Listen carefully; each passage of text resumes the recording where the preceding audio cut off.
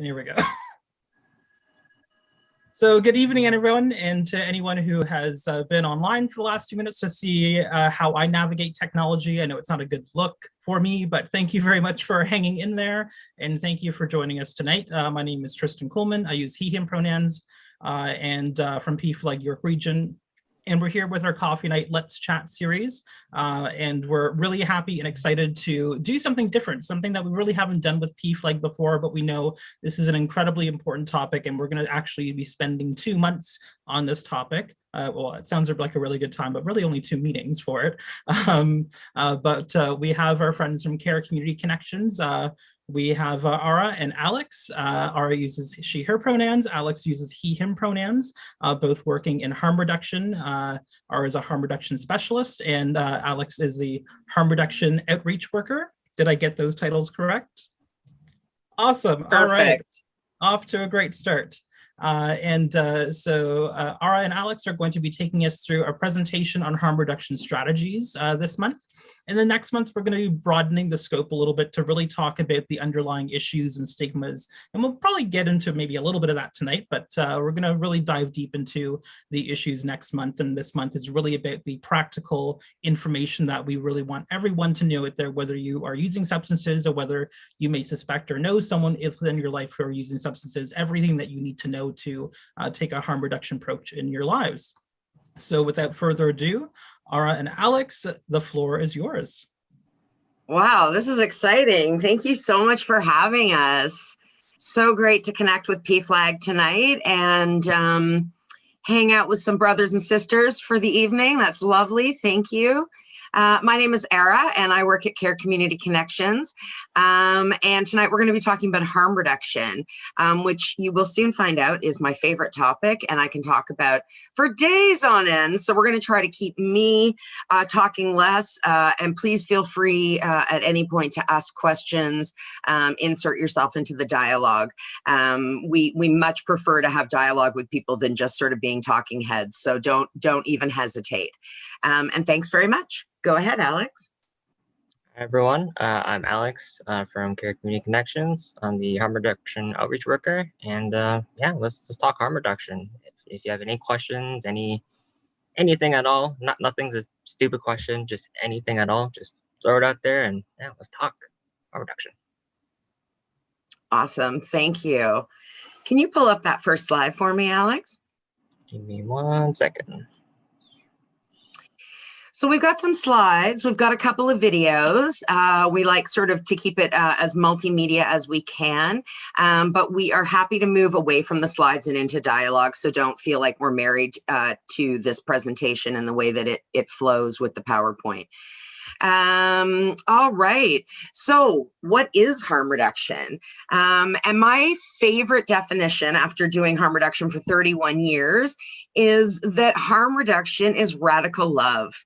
And what I love about that definition is that harm reduction is all about meeting people where they are at and not leaving them there. So really, the model is rooted in compassion for others. It's rooted in a sense of common humanity that many of us will experience issues related to substance use. And if not ourselves, someone that we love or care about or work with will. So it's a really good discussion to have. And it is a beautiful thing if you can apply a lens of compassion to people who are using drugs and start to kind of break down some of the isms, the biases, and some of the indoctrination that we've received about drugs and alcohol in our culture. So what's the real gist of harm reduction? And that is that harm reduction, the defining feature is that we focus on prevention of harm rather than on the prevention of drug use itself. And that allows us to keep our focus straight on to people who use drugs. We are not people who participate in morality-based judgments about drug and alcohol use. We don't consider it an issue of criminality in harm reduction. We consider harm reduction to be a health and wellness model that applies across a spectrum of people who either use drugs and alcohol maybe daily, maybe in a moderate way, maybe in an occasional way, and maybe go through periods of misuse or overuse. And so harm reduction really allows you to explore the issue through a compassionate lens, and look at some of the reasons that people make choices that they do without judgment. And the beauty of that is that we are able to really focus our efforts on supporting human beings. And our sort of tagline at CAYR is people supporting people, right? And what I love about harm reduction is that a lot of us that do harm reduction are also people who use drugs. So you'll hear me identify myself as a person who uses drugs. It's a community of people who go out of their way to meet people where they're at and not to leave them there. And so for me, radical love is a perfect description of what we get to do in the work that we do with people.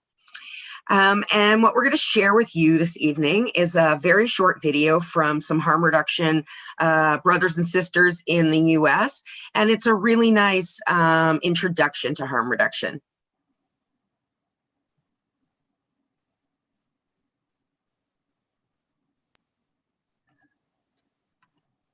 Sorry, 1 second.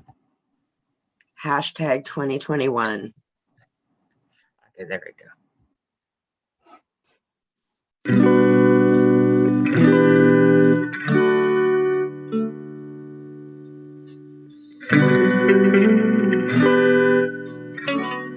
I work at the Harm Reduction Coalition because we fight for the rights of marginalized and stigmatized communities that are often overlooked. I have experienced the pain that some of these laws and policies have implemented on people, and mostly people of color and people who just don't have a voice. People who use drugs are stigmatized, oppressed, and marginalized for what they put into their bodies. And I believe harm reduction is the movement that can change all of that. Because we believe that people who use drugs and people who engage in sex work are experts in their own lives and health. I really wanted to be part of this organization, but I also felt like I had to be able to bring my entire history. So I took a big risk, and instead of leaving out all of the things about my life that have brought me to harm reduction, I actually brought them in. I work in this field because I did not have ready access to harm reduction when I myself was navigating post-traumatic stress, chaotic drug use. Harm reduction was there for me when I needed it, and I'm committed to making sure that we don't leave anybody behind. I lost a good friend to an opioid overdose several years ago, and this has kind of motivated me to continue my work. There was a time where I was sitting on a table listening to individuals do the training. Now I am a trainer. And this is kind of a way to do service, which is part of my recovery experience. I think it's important to have those spaces and those dialogues to talk about the intersectionality of the LGBTQI community and drug users, and that's one of those spaces that's created by the Harm Reduction Coalition. I really love being able to help educate people about harm reduction. I love talking about it. I love sharing it as not just something to do or something to work in, but a way to live. Harm reduction to me is a social justice movement and a philosophy and a way of life. I fell in love with the practice of meeting people where they are, but not leaving them there. The reason I'm here is because I don't have sympathy, I have empathy. I feel the pain. And I want others to have the opportunity to connect with hope and healing that the harm reduction community affords. I believe in love. Yo creo en el amor y creo en el poder que tenemos las personas para transformar nuestras vidas. I work at the Harm Reduction Coalition because it's an organization that believes in the power of folks, of people, to have control over their destiny and to make the best choices for themselves. Harm reduction is revolutionary love.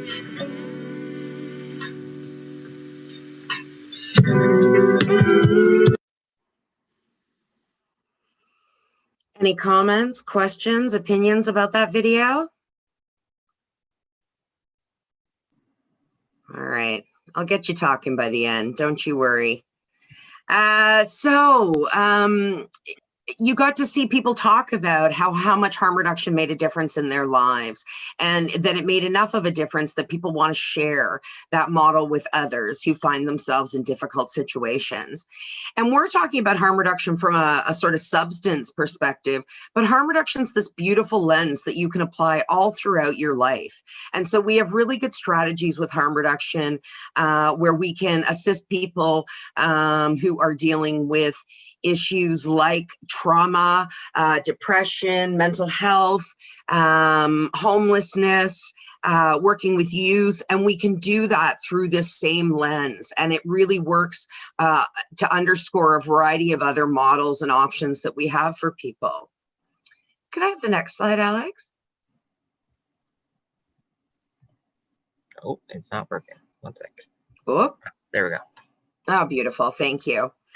And one of the things you might have picked up from that video that's really important and critical in the work that we do is that in harm reduction, we believe that the very best experts of their own lives are individuals themselves. And so when Alex and I do harm reduction work, we aren't there to pass judgment or tell anybody how to live their lives, what to put in their body, who to have sex with, what kind of work to do. Those are not our choices. Those are the choices of adults to make, right? And it's not something that Alex and I sit in judgment of. And so when you work with harm reduction, the beauty is that you're giving the power back to the service user, right? Which is not traditionally what has happened in a lot of social service models. And you'll notice as well, as we sort of talk about harm reduction this month and next month, that there's a real intersectionality with the queer community around harm reduction. So, one connection is that a lot of harm reduction programs started in the early days out of HIV programs. And so we really were very assertive in the queer community about starting to offer harm reduction services through the HIV and AIDS movement. Also, the language of the HIV and AIDS movement, nothing about us without us, right? And that really helped us to form the basis of harm reduction, which is that we don't decide for other adults what they do with their bodies. That's up to them, right? And the other intersectionality is that often what we see in the research is that various members of the queer community often have higher rates of smoking and substance use or misuse.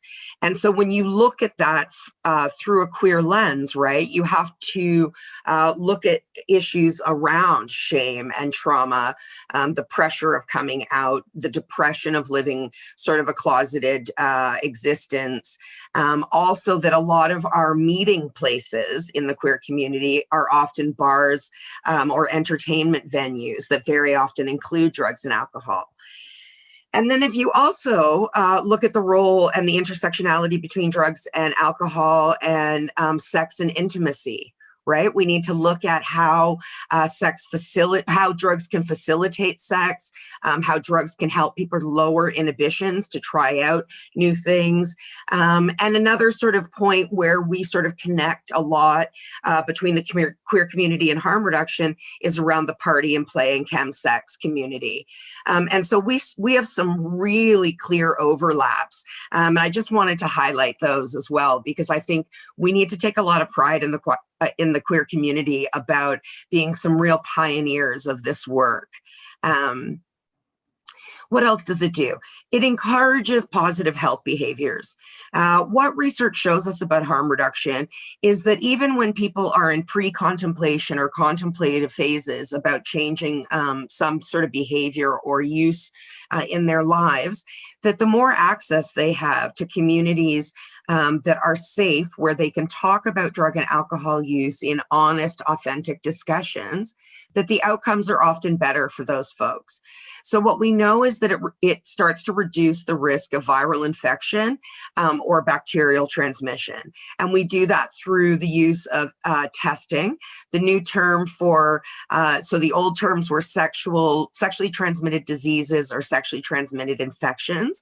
So the new term is sexually transmitted and blood-borne infections, which is STBBI. And so we do a lot of encouraging of regular testing because what we also have now in Canada that's quite amazing is we have medication to treat hepatitis C. And we also have medications that work very well at preventing HIV transmission either before a risky interaction, after a risky contact, or can be taken via PrEP as a way to protect yourself in an ongoing sort of way. So we have all of these new sort of therapeutic options to provide to people. And we get to talk to people about that when they access harm reduction services. We get to talk to them about the importance of testing. And we also get to tell them the good news, which is that if it turned out that you tested positive for anything, we actually have some pretty good things that we can do to offer you ways to resolve that or to restore your wellness, right? And, finally, I would say that the real, one of the real hooks of harm reduction that we are good at is that we create spaces that people can come in to talk about drug and alcohol use. But while they're there, what we're hoping is a whole bunch of other things take place. And some of those things are connecting with other people who use drugs. So creating that community, that sense of network and support. But also they can access our bathrooms, our computer, our Wi-Fi, food hampers, access to, soon we will start to have HIV self-testing kits available at CAYR, those kinds of things. So when people come in, it may be about drug or alcohol use, but what we really try to do in harm reduction is try to address a bunch of other needs when somebody comes in and starts to tell us about their lives. Of course, we do that based on their direction. So people, when we work in harm reduction, we take our direction from clients. So they are the expert, and they are going to let us know what sort of tools and resources they might want. And then we're going to offer them from our big bag of resources and tools and strategies and ideas. We're going to offer them something personalized to start to figure out gentle and compassionate ways of looking at changing behaviors. Let's do a video and take a break from Ara's voice.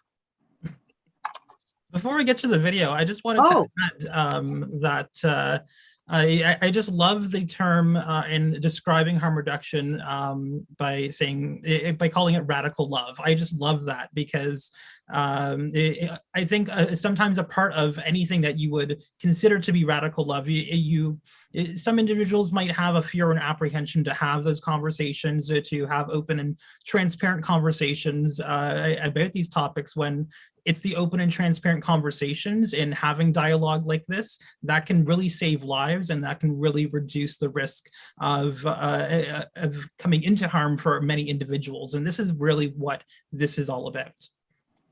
Great comment, Tristan. And I couldn't agree more. We had this really lovely experience recently where we were doing an education night, and a parent joined, and we were sort of asking what his interest was. And he told us that he had never used drugs and alcohol, had never participated in drug and alcohol culture, but he had a little girl, and he wanted to be prepared to be able to have a good conversation with her when she asked. And I said, like, that's amazing. Like the parenting going on here, if every parent planned for that discussion. And then I said, how old's your daughter? And he said 7. And I said, I love it. I love it. And most people aren't thinking about that. But the truth is that our children are exposed to drugs and alcohol from a very early age. And creating spaces where we can have authentic conversations about drugs, about alcohol, about intimacy, about identity, about orientation. All of those things start to create safety, so that young people can know, even older people know, that they can show up on your doorstep and be authentic. Which is what's missing for a lot of us, right? A lot of us are worried, who can I talk to without judgment? Really nice.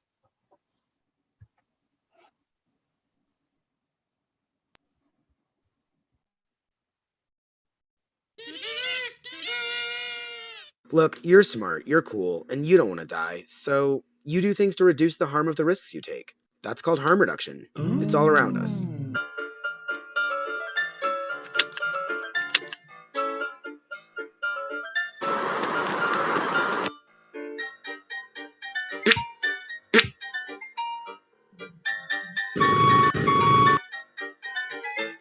Sexy. Harm reduction is common sense.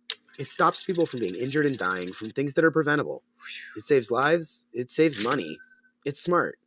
Here's a fact. Last year, 47,000 people died of drug overdoses in the United States. Because you're smart, you know these deaths are preventable. But here's something you may not know. Some kinds of prevention don't work.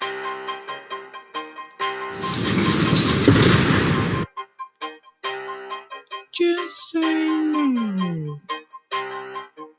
Who taught you how to do this? Any questions? It's time to stop the drugs. We've tried all these things, and still the number of people dying of overdoses continues to rise. But remember, you're smart. And because you're smart, you want to stop these preventable deaths. Do you know what is clinically proven to work? Harm reduction. You remember that, right?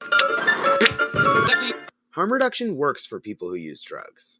It knows that people aren't perfect, but they deserve every opportunity to be as safe as possible. It encourages people to get educated and connected with healthcare. Harm reduction provides access to naloxone, the drug that reverses overdoses. It provides people with sterile supplies to prevent the spread of HIV and viral hepatitis. And when harm reduction is implemented in its most effective form, it gives people who use drugs access to supervised injection facilities in order to provide life-saving interventions in the event of an overdose. In 102 supervised injection facilities worldwide, there's yet to be a single fatal overdose. With more than 47,000 overdose deaths each year, what are you waiting for? Support safer, healthier communities by supporting supervised injection facilities in your city today. Learn more at www.harmreductionactioncenter.org. So this is a great video because what it really just brings up is that a lot of us are already harm reductionists and don't even know it, right? We wear seatbelts in cars, we put sunscreen on, we strap our kids into baby seats, we stop at stop signs, we don't drink and drive. So really, if you think about those kinds of measures, that's really all harm reduction's about, right? People tend to get a bit threatened about the concept of harm reduction because we talk about drugs and alcohol. But the truth is that really what we're talking about is our public health measures, right? When we reduce the risk for everybody in our community, we all benefit from that. When we reduce the risk of HIV transmission and Hep C transmission, we all benefit from that, right? And so I remember I was talking to somebody who was really struggling with harm reduction one day. He was really giving me the gears, you know, and I said to him, do you ever go out before you go for dinner and you're going to go out for a spicy meal and you stop at the drugstore and you pick up some antacids before you go? And he said, yeah. And I said, that's harm reduction. That's it. And it's the same for people who use drugs and alcohol. It doesn't matter to me if it's antacid or cocaine. What I'd like to do is make sure that people are prepared for the possible side effects of behavior, right? And that's as simple as harm reduction is. Not that threatening when you boil it down to that, right? Could I get the next slide, Alex?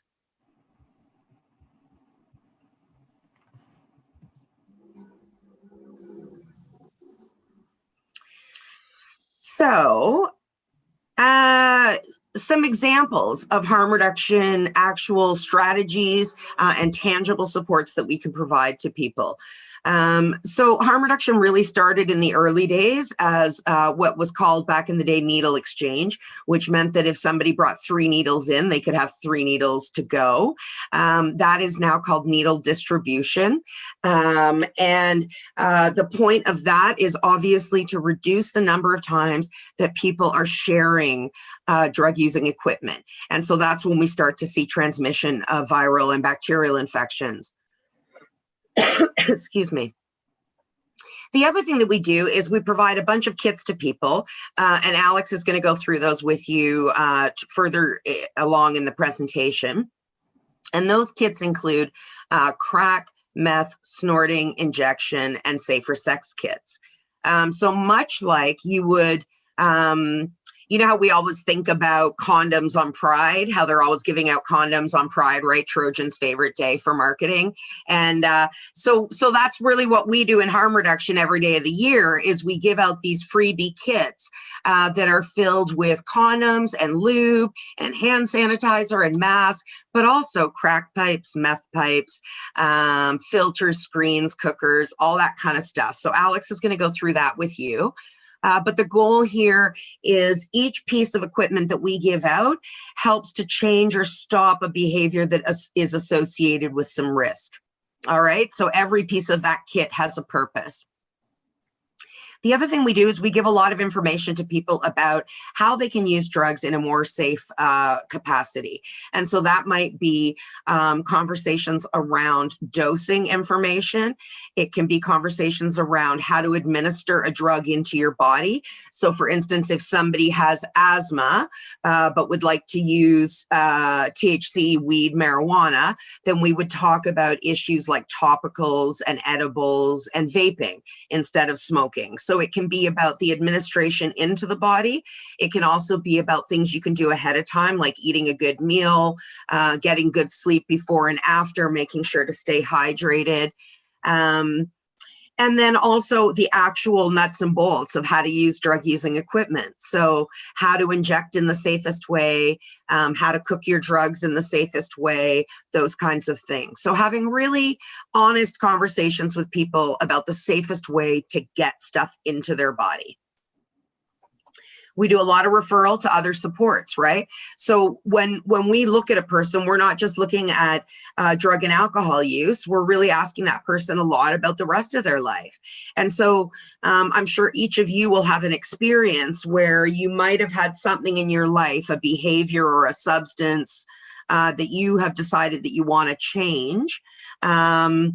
But you don't necessarily have all of the resources and tools that you need to make that change, right?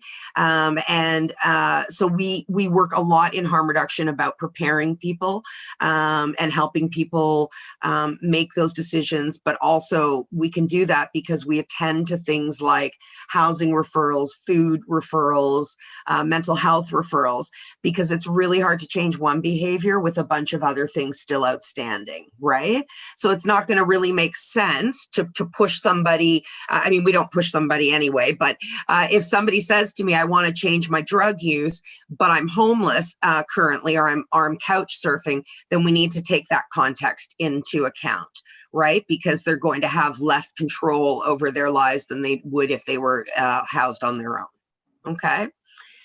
And we also provide just listening counseling, talking to people, hearing about what's going on in their lives.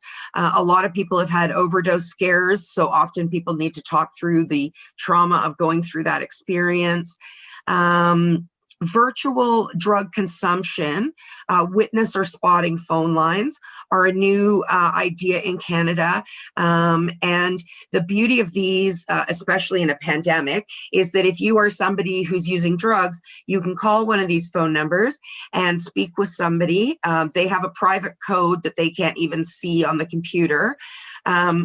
They can talk you through while you're using your drugs, hang out with you for a few minutes on the phone to make sure there's no adverse reactions. If there is an adverse reaction, then they can use this code to send an ambulance to that person's house for resuscitation. So this is a great option for people that are having to use alone right now. And then obviously, the other thing that we can do is we can refer people if they've made a decision that they would like to receive some form of treatment for their drug or alcohol use. So we also provide information to people about those options.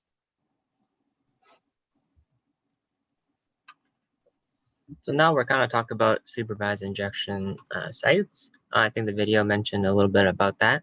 But in essence, these supervised injection sites are just services where people can come in with their drugs.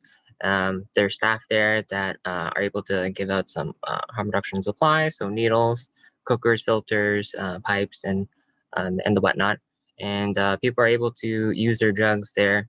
And if on the off chance that someone may have an adverse effect, the staff there are trained to administer naloxone and just call 911 in the case of an overdose or any other adverse effects.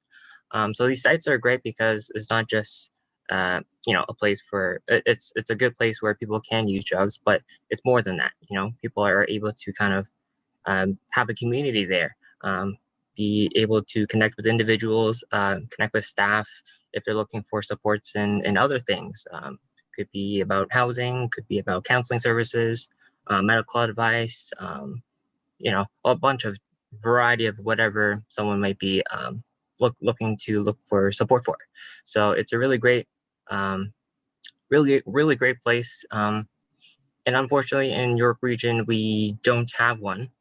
There have been talks that we're trying to advocate for a mobile van to do supervised injection, which would be really great in York Region because it's such a diverse, huge area, and it's really difficult for people to get to one place to another, especially at a time like this.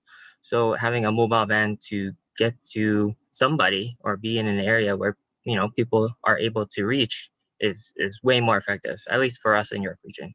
In Toronto, there are supervised injection sites, and yeah. So hopefully, if we can kind of raise awareness and maybe get some funding to get a mobile van for supervised injection services, that'd be awesome. So now I'll just quickly talk about kind of some of the different kits that we have. So we're kind of developing a snorting kit at the moment. So what this would consist of is 6 different colored straws, different colored, so that people are able to know which straw is their own. A plastic razor blade to kind of chop up the drugs. A piece of plastic, kind of like a credit card shaped card for people to snort off of. And also a small spoon you can kind of see on the right side of that picture to do some bumps off of. So it's something we're kind of developing and in the works, so be on the lookout for that. But we do have injection kits. So for injection kits, there are 2 different kinds of syringes that we give out. They are called shorts and they're longs. So the difference would be the different gauges of the needle. And in the injection kits, there would be the syringes, the sterile water, vitamin C, which you can kind of see is the orange packet on the left side, a cooker, which is the circular kind of metal object at the bottom of the picture. So some filters, which are the white cylinders you can kind of see at the bottom of the picture. Alcohol wipes, tourniquets, which are the blue strap you can kind of see at the top, and also a square cotton pad. So how someone might use an injection kit would be that they would place their drugs in the cooker, the metal object at the bottom. They would add sterile water. They would add vitamin C. So vitamin C is ascorbic acid, so it kind of helps to break down the drug in the cooker. They would add a filter, and then we kind of heat it up at the bottom of the cooker. So they kind of go into like a circular motion so that everything in the cooker is kind of heated up and melted. And when they're ready, they will put the syringe into the filter and kind of squeeze up. So they will put it into the filter to kind of make sure and filter out all the like larger shards or micro shards that might be in the cooker. And they would use an alcohol prep pad to kind of look for an area to kind of inject using a tourniquet, which is the blue straps, to kind of look for an area, wipe down so that the surface is clean, and inject. And also just using the square cotton pad to just kind of wipe down any blood that might be remaining after injecting. And lastly is our meth and crack kits. So the difference kind of being in the meth and crack are the pipes, different kinds of pipes. So on the left picture is not the greatest. So at the very bottom of the picture on the left side is the crack pipe, or a stem pipe. And on the right side of the picture, the right picture is the meth pipe, or the meth or a bowl pipe. So in each of the kits, it's generally the same kind of contents, only difference being the different pipes. So they will also include screens, which are kind of on the left side of the picture. These are the bronze circular mesh pads. So they are used for filtering out any kind of large pieces of the drug, or large kind of shards that might come into might come into contact when someone is smoking a pipe. So they're really good in filtering those out. A lot of people have different ways of kind of putting screens together. I think Era likes the butterfly effect, or the butterfly kind of screens. But if you ever look on YouTube on how to pack a screen or how to pack a pipe, there's a variety of different ways to kind of go about it. And a lot of people have like their preferences. So we also have the push sticks, which are the wooden sticks you can see on the left picture, to kind of push the screens in. Also alcohol prep pads to kind of wipe down a pipe if you're planning on sharing it. And also the mouthpieces, you can kind of see on the right picture at the very end of the bowl pipe. Those are just to prevent burns, or because the pipes can get pretty hot when you heat it up. So they're pretty good for preventing burns and whatnot. And the rest of our presentation is just on different links of safer use, safer injection, how to pack screens, how to make a foil pipes and whatnot. So yeah, if you ever want to see these links, maybe we can link it on the YouTube. Feel free to check it out and just kind of explore all the different kind of resources and anything else you might be interested in. Yeah, if I could get an email with all those links, and I'll put it up into the YouTube page and summary afterwards, just to make sure that's a little more accessible for individuals. That was a really great presentation. Thank you very much. I have a few questions myself, just in case there are others who are joining on the live stream who are kind of thinking about their questions and may want to formulate those in our live chat. Ara, you were speaking earlier to a story with you kind of overcoming an objection with a father, or with an individual, and you used the antacid analogy, which I love. That's just an incredible analogy in that video as well. I've seen it a little while ago, but that video with just like all the different like daily examples that we do in harm reduction is just absolutely phenomenal. But what are the objections that we usually hear from folks who are trying to understand, what the purpose of harm reduction is, or how this can apply to the people in their lives who they may desperately want to just stop using substances and stop using drugs? Why is this also an option for them? Such a good question. I think very often people are concerned that harm reduction may be enabling or pushing or promoting drug use. And so, one of the answers that I always give to this is, when you walk past in an office a bowl with condoms in it at in an office building, do you have an instant overwhelming need to have sex? And actually, somebody recently said to me, yeah. But most of us can walk past a bowl of condoms and not have an overwhelming urge to have sex, right? And what the research shows is that, in fact, access to more information and honest information and facts actually reduces people's not only levels of use, but risk levels.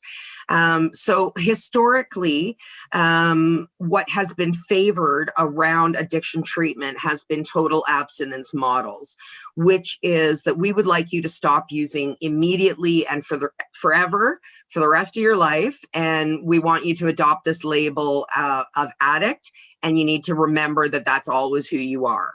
Right? The problem with these models and the myth around total abstinence models is that they work.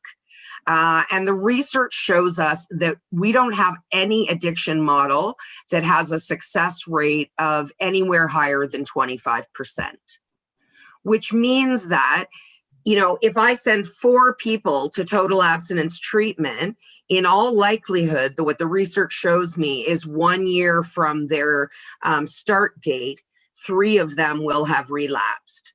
And not that relapse is negative, but it's understood as negative in a total abstinence model, and it's certainly experienced very often as frustration for family and loved ones, right? But this idea that we can send somebody somewhere for 21 days to cure an addiction is a real myth. The truth is that very many people who go through total abstinence models go through them over and over again. So it takes a while, right? The other thing that the research shows us is that people don't tend to stop a behavior until they have decided that they are ready. So very often what happens with total abstinence models is that we pressure people. And so if you look at like an intervention, like the TV show, an intervention model, we have this concept of sitting in a room and everybody tells this person that we won't love you anymore or have a relationship with you unless you decide today that you're going to stop using drugs and you're going to never use them again. And the research from those models is terrible because people are being pushed into situations that they have not made a transition into themselves yet.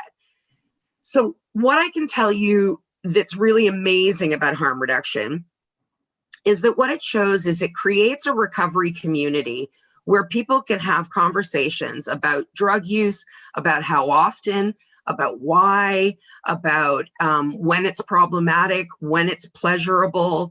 And what we find is that people who have had access to a harm reduction program who ultimately decide to go with a total abstinence model actually have better outcomes, because they have spent longer in harm reduction getting ready for that transition and having conversations that aren't based on fear mongering or threatening to withdraw support if somebody isn't compliant. So I would say that what we can show through the research is that a lot of those fears are unfounded, that we don't see higher rates of drug use in harm reduction communities, that in general, it's this really safe place to land as a starting point to have maybe your first conversation about what drugs and alcohol mean to you. And, you know, traditional assessment models always say, you know, you go into an office for your appointment and the therapist or the counselor says to you, tell me everything that's wrong with your life. What brought you here today, right? And what I want to know as a harm reductionist is, tell me about how your drug and alcohol use is working for you. Because that's where the hook is, right? If I understand, if somebody's self-medicating, if somebody's using drugs to manage anxiety, if somebody's using drugs to prevent suicide, if somebody, like whatever the reason is, if you tell me why it works, then that is what we will have to address, support, or enhance if you're going to change a behavior around it, right? So it's a whole different way of looking at the issue, not assessing it as a problem from the get-go, and sitting back and letting people tell us what they need. and why they engage in drug and alcohol use. Love it. Absolutely love it.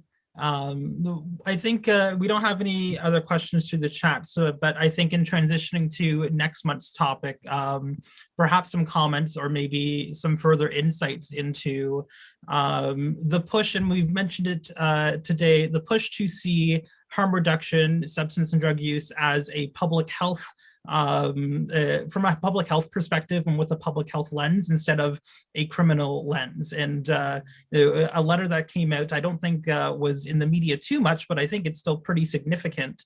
The Association of Chiefs of Police were advocating a couple months ago for taking a public health model and approach to substance and drug use as opposed to a criminal one. So perhaps in transitioning into next month, maybe some comments on that and some further insight as to I think we've already covered it already, but just some further comments. That was a very good segue. It's like we rehearsed it. Right. Yeah. So the next workshop, we're going to talk about some really critical issues that people need to know about to break up some of those belief systems, right, that have been passed on to us. And so some of the things we're going to talk about is we're going to talk about the drugs, the toxic drug supply in Canada. So right now we're moving away from overdose language towards poisoning. The overdose crisis in Canada is not being driven by people taking more drugs. It's being driven by a toxic drug supply. So we're going to talk about that.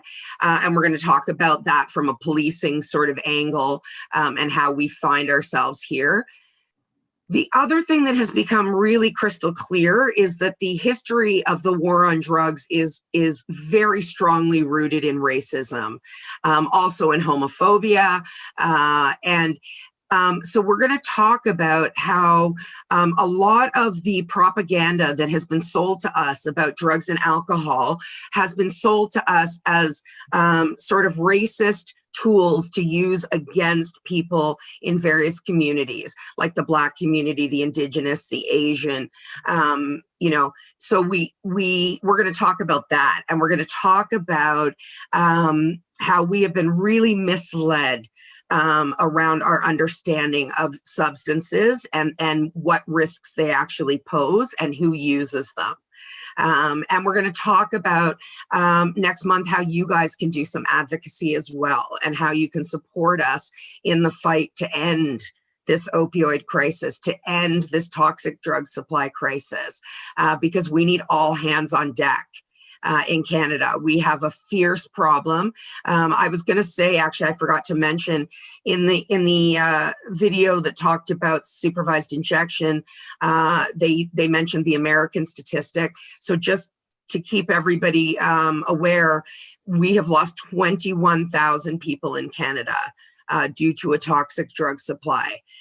So we are in the midst of what's called a syndemic, where two pandemics are co-occurring, and one is making the other worse and vice versa. So we're really going to talk about how this year has really shaped a lot of our ideas around anti-Black racism and decolonizing harm reduction, and really starting to apply a very strong analysis to our all of the misleading information we've been taught all over the world, but definitely in North America. We've been strongly influenced by US drug policy and US concepts of law and order in Canada. So we're going to talk about all of that next month. And then just try to keep me away the third month. I'll come up with something else.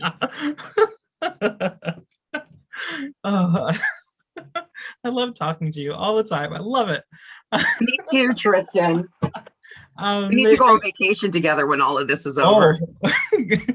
I was talking to a manager at work the other day. This is another conversation, but the first place that I definitely want to go back to once things are not just like back to normal per se, but when these vacation destinations really get back to the way they, I guess, should be. I love Las Vegas. I got to get back to Las Vegas. Oh yeah, it's such an amazing city. My best friend and I used to go there at least once a year, but Love it.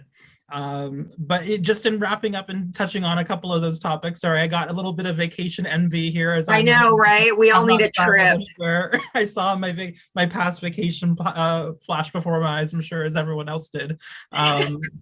But I love the conversation around unlearning what we have been taught and learned, because just to be completely transparent to our viewers now and to anyone who may be watching in the future, it's information that I had before I even joined Pflag, and going into this misconceptions about substances and drug use that I'm sure some of my friends have still, and through the work with Pflag and through better understanding what the issues are within our queer communities and outside of the queer communities, it's really important to really embrace that radical love, and to if we've got radical love for subjects like trans rights and for queer rights and all sorts of those items, then why not for substance use and drug use? This is all radical love. This is all harm reduction.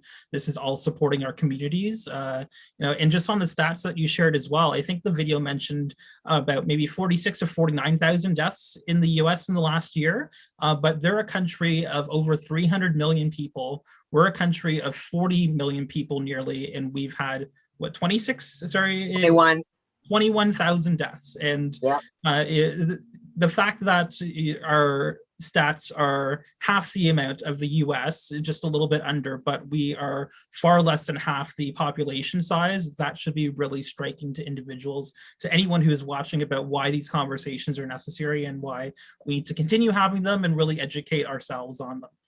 And I've certainly learned quite a bit today, and I'm sure I will learn a lot more next month myself. Not that this is all just to educate myself, but hopefully for everyone else. Unless there's any closing comments. No, just thank you so much for having us. I've had a great time. Yeah, thank you for joining us, and thank you for everyone joining us on the live YouTube feed. You might see the video go down for a little bit just as we do some quick edits, so you don't see my struggles with technology at the very beginning for the first 10 minutes or so, but outside of that, you'll have access to this streaming on YouTube whenever you like, and have a good night. Take care. Thank you so much, everyone. Have a great night.